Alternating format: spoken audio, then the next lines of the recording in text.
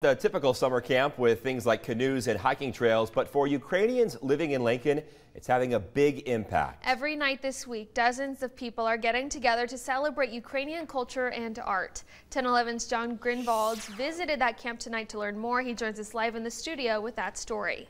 Madison, Cole, moving to a new country with a brand new language can be extremely difficult, even more so when you're fleeing from the war raging around your home.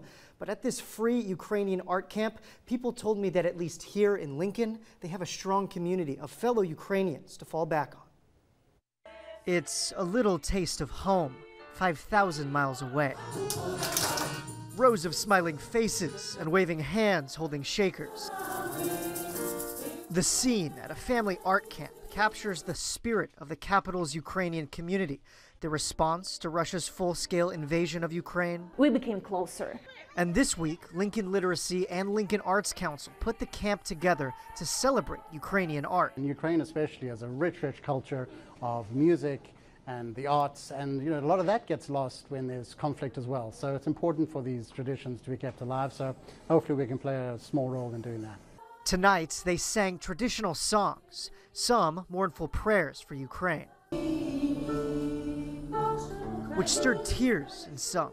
For those gathered, it's about memory and fellowship. When you know your own roots, it kind of gives you deeper understanding who you are. Olha, who's lived in Lincoln for 9 years now after spending most of her life in Ukraine, says it brings her 2 kids, both born here, closer to their heritage. They're getting more in touch with our culture, and I appreciate it. And for a people weighed down by tragedy and pressured to learn a new language and a new way of living, it's a time to laugh and relax and appreciate the little things. Even we moved here, we have Ukraine in our hearts, and it's so important to remind others about art.